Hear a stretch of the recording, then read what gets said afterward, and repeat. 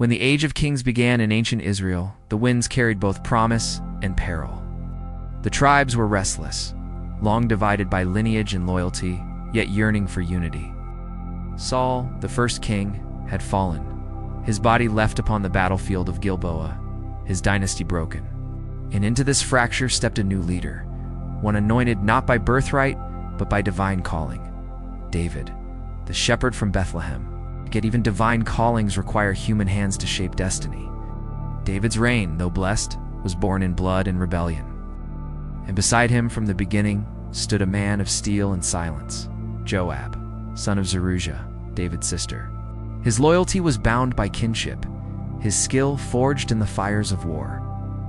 Joab was not a man of music like his uncle. His harp was the clash of swords, his psalm the roar of battle.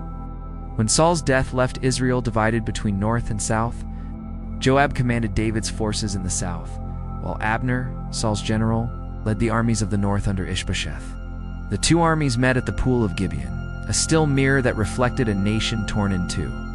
What began as a contest of young warriors became a slaughter.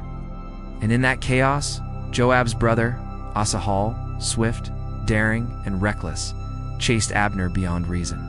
Abner pleaded for him to turn back, warning that pursuit would end in tragedy. But Asahel pressed on, and Abner's spear struck true. Joab's eyes changed that day. The death of Asahel burned into him a resolve that would never fade.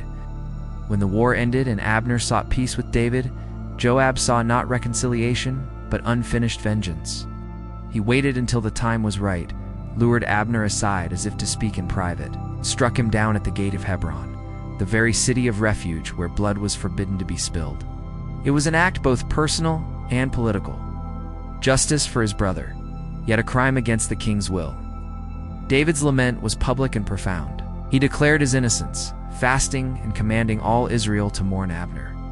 Joab, unbowed and unrepentant, stood silent. For him, mercy was weakness, vengeance, necessity. The kingdom might run on David's faith, but its survival, Joab believed, depended on men like him, men who could do what conscience would not allow. From those early years onward, Joab became the spearhead of David's power. When the Jebusites mocked the Israelites from the walls of their stronghold, saying even the blind and the lame could defend their city, it was Joab who led the assault through the narrow shafts and tunnels of Jerusalem. He captured the citadel and opened the gates, allowing David to make Zion his capital, the heart of Israel's future. For this feat, Joab was named commander-in-chief, the highest military post in the kingdom. The bond between king and general was solidified, though never without tension. Joab's campaigns were legendary. From the deserts of Edom to the plains of Ammon, he led armies that carried the lion's banner of David to victory. He fought like a man possessed, quick to strike, quicker still to adapt. His tactics became the foundation of Israel's warfare for generations. Yet, unlike David, he sought no songs in his honor, no psalms of glory. His victories were quiet, his fame shadowed by the crown he served, but Joab's silence often hid his own form of power. When David coveted Bathsheba and sought to conceal his sin by sending her husband, Uriah, to the front lines, it was Joab who carried out the unspoken command. Without protest, he stationed Uriah where the fighting was fiercest, then withdrew the support.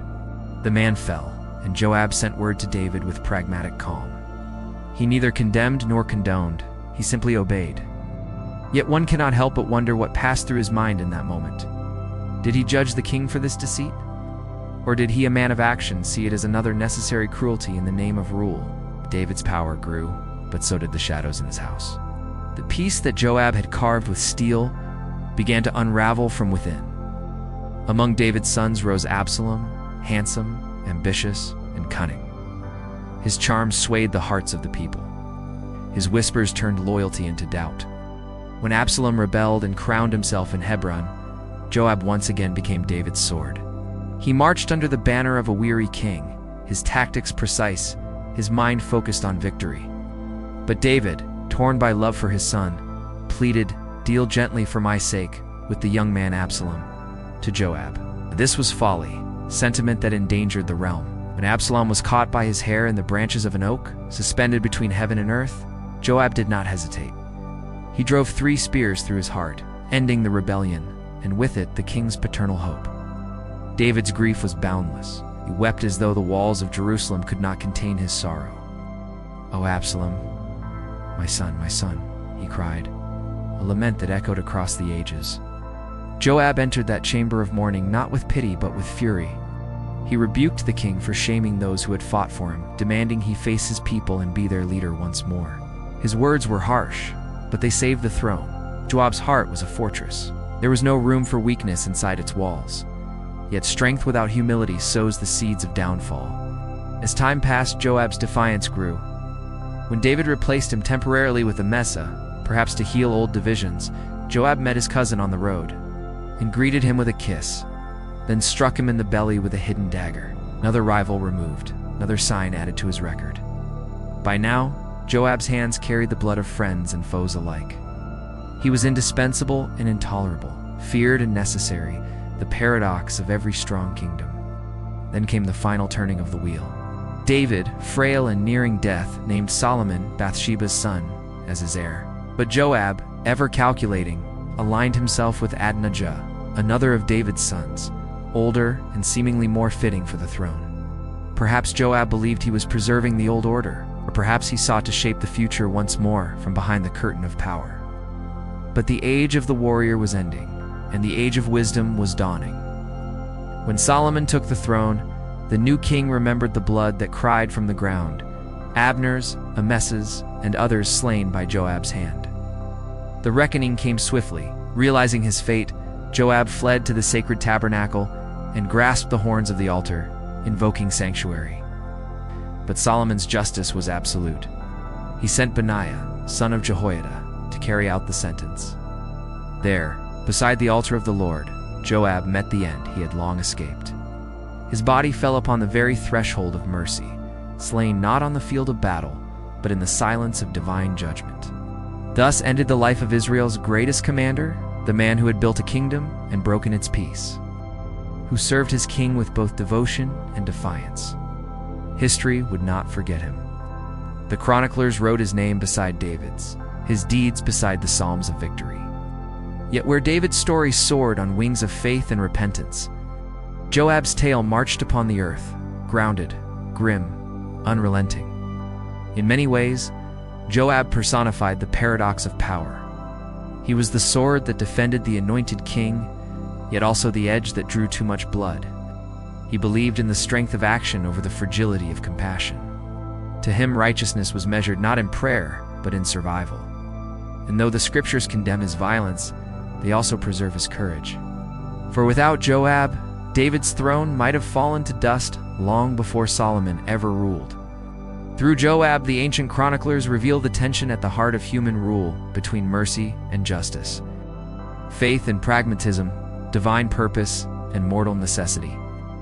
Every kingdom, they remind us, stands upon that knife's edge. Perhaps this is why Joab's story endures.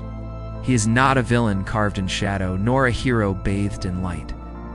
He is a mirror, reflecting the hard truths of leadership, the cost of loyalty, and the moral price of victory. In the blood and dust of his life, we see the unvarnished reality of empire, that peace is born from struggle, and that those who wield the sword for righteousness often bear the heaviest burden. And so when the Chronicles of Kings close his chapter, we hear the quiet echo of his footsteps fading through Jerusalem. Stone corridors, the soldier who stood beside a poet king who fought for faith, for family, and for survival. His story ends, but his shadow lingers, a reminder that even the mightiest must answer for the blood they spill. The reign of Solomon begins where Joab's ends, a reign of wisdom rising from a foundation of war. The sound of steel gives way to the voice of understanding, and Israel enters a new age. But somewhere beyond the veil of time, in the fields where battles once raged and banners once flew, the spirit of Joab remains steadfast, watchful, eternal, the enduring echo of the commander of David's army.